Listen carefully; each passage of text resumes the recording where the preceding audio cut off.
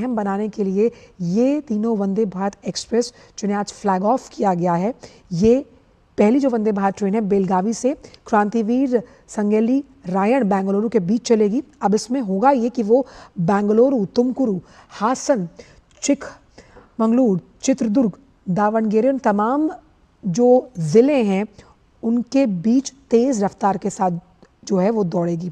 दूसरी वंदे भारत एक्सप्रेस अजनी नागपुर से पुणे के बीच शुरू होगी, जिसे हरी झंडी दिखाई है प्रधानमंत्री ने, जिसमें नागपुर, वर्धा, अमरावती, अकोला, जलगांव। अब देखिए छोटे छोटे ये ज़िले हैं और इन वंदे भारत एक्सप्रेस ट्रेन के चलने से यहाँ से लोगों का सफ़र करना, चाहे वो ट्रैवल उनके अपने पर्सनल यात्रा के अनुभव के लिए हो, आर्थिक लिहाज से हो, पर्यटन को गति देने के भी लिहाज से, वंदे भारत एक्सप्रेस ट्रेन को ये जो हरी झंडी दिखाई गई है। अब देखिए मेक इन इंडिया का जो वो शेर है वो भी ये बताता है कि इन ट्रेन के जो मुख्य पार्ट्स हैं जिनसे इन ट्रेन को बनाया गया है वो मुख्य तौर पर आत्मनिर्भर भारत के सूचक हैं, क्योंकि उनकी तैयारी भारत में ही की गई है। और तीसरी वंदे भारत ट्रेन अमृतसर से श्री माता वैष्णो देवी कटरा के बीच, जिसे हरी झंडी दिखाई प्रधानमंत्री ने, अमृतसर, जालंधर, पठानकोट, जम्मू और रियासी के यात्रियों को क्या देगी? एक तेज और आरामदायक यात्रा का अनुभव।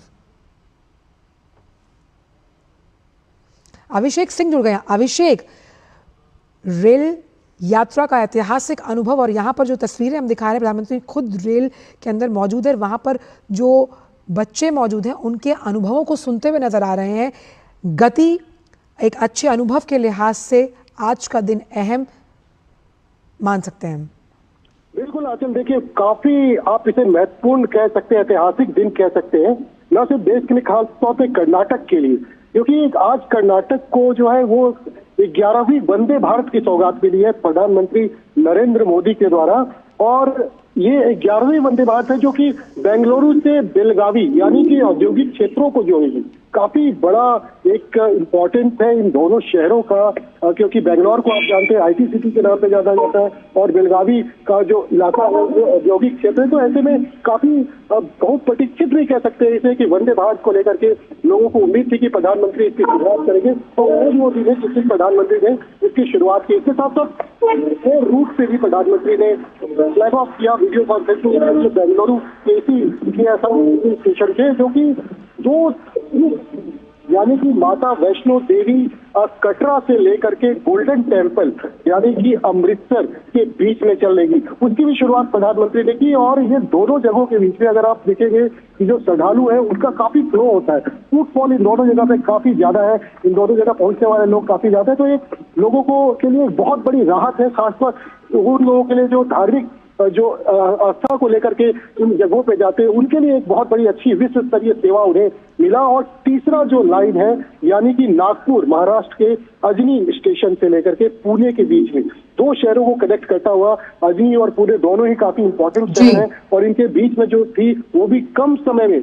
सबसे बड़ी बात है कि वंदे भारत की सबसे बड़ी खासियत है विश्व स्तरीय सुविधाओं के साथ साथ आपको बहुत ही कम समय में आपके गंतव्य तक पहुंचाती है। तो ये जो वंदे भारत के शुरू हो जाने से आज जो ये 3 वंदे भारत शुरू किया गया, इसको लेकर के लोगों में काफी उत्साह है। चाहे हम कर्नाटक की बात करें, महाराष्ट्र की बात करें, जम्मू कश्मीर की बात करें, पंजाब की बात करें या पूरे देश की बात करें, अभी तक आप समझ सकते हैं कि 144 जो वंदे भारत सेवा है वो पूरे देश भर में चल रही थी। 24 स्टेट और केंद्र शासित राज्यों को वो टच कर रही थी, और अब ये जो है 6 सेवा और लेकर के 150 का आंकड़ा जो है वो भारतीय रेल ये अचीव कर चुकी है। और वहीं अभिषेक, हम देख रहे हैं इन तस्वीरों में कि इन ट्रेन्स पर मेक इन इंडिया का वो शेर मौजूद है कि जो तमाम कलपुर्जे जिनसे इन ट्रेनों का निर्माण किया गया, वो कोचेज, वो आत्मनिर्भर भारत की उस तस्वीर को, सशक्त तस्वीर को पेश करते हैं कि उनका निर्माण भारत में हुआ है। ये भी गौरव का एक महत्वपूर्ण क्षण। बिल्कुल आंचल, देखिए अगर हम पहले कोच की बात करें, पहले रैक की बात करें, तो ICF integral coach factory Chennai में इसका निर्माण किया गया था। 2019 में शुरुआत की गई प्रधानमंत्री द्वारा। दिल्ली से बनारस के बीच में आपने देखा, वाराणसी के बीच में इस ट्रेन को चलाया गया, और पूर्णतः कह सकते हैं आप स्वदेशी ट्रेन है ये। और विश्व में 15 ही ऐसे देश हैं जहां पर ट्रेनी हाई स्पीड ट्रेन चलती है। कभी ये कल्पना था कि भारत में जो पारंपरिक ट्रेनें हैं उसके अलावा भी कोई इस तरह की ट्रेन दौड़ेगी।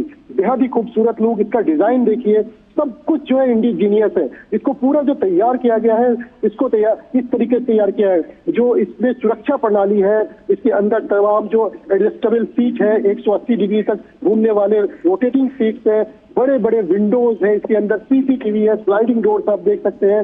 हर सीट के नीचे जो है वो चार्जिंग पॉइंट है, मोबाइल चार्ज कर सकते हैं, सामान रखने का अतिरिक्त रैक है, जो मॉड्यूलर ये टॉयलेट्स होते हैं वो सब कुछ फैसिलिटी के साथ ये ट्रेन है। और सुरक्षा प्रणाली के हिसाब से भी काफी ये सुरक्षित कहा जा सकता है इसे। तो इस ट्रेन को बनाने की जो कल्पना थी, ये प्रधानमंत्री नरेंद्र मोदी के नेतृत्व में की गई और उसके बाद इसका निर्माण 2017 में शुरू हुआ और 2019, या अगर हम विदेशों में बनवाते ऐसे ही किसी रैक को, तो आप समझिए इसकी कीमत हमें तकरीबन 300 करोड़ के आसपास पड़ती।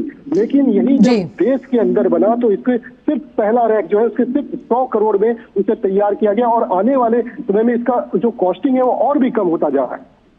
वही अभिषेक, हमने लगातार देखा, आपने तो कई बार जब वंदे भारत ट्रेन्स को हरी झंडी प्रधानमंत्री द्वारा दिखाई गई है, आप लगातार उस कवरेज से जुड़े रहे हैं। इसमें एक महत्वपूर्ण बात जो सामने निकल कर आती है वो लोगों के अनुभव हैं जो प्रधानमंत्री हमेशा सुनते हैं। वो अनुभव जो सकारात्मक हैं, अच्छे हैं, सच्चे हैं, क्योंकि विकास की इस तस्वीर को आप सच होते हुए अपनी आंखों के सामने देखते हैं। और किसी भी राज्य का, किसी भी देश का जो रेल नेटवर्क है वो इस बात की तस्दीक देखता है कि उनका राज्य आर्थिक तौर पर कितना सशक्त होता है अगर आपकी ट्रेनें स्पीड से, तीव्र गति से ट्रैक्स पर दौड़ती हैं। बिल्कुल सही कहा आपने आंचल। देखो, अगर हम बात करें आज से 2014 के पहले से, तो एक आपको उदाहरण के तौर पे मैं बताना चाहूंगा कर्नाटक का जो रेल बजट होता था वो तकरीबन 800 करोड़ रुपए का था।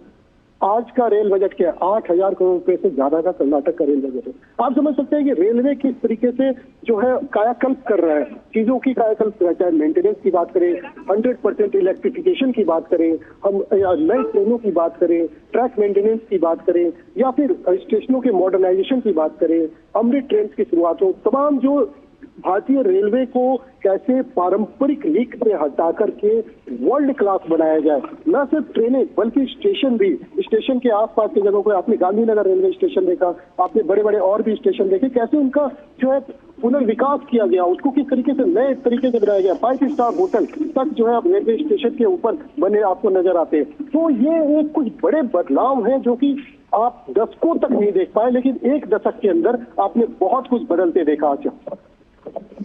और वहीं अगर अभिषेक हम इसे इस तरह से भी समझें कि खास तौर पर कनेक्टिविटी को बहुत इम्पॉर्टेंट एस्पेक्ट मानते हैं प्रधानमंत्री किसी भी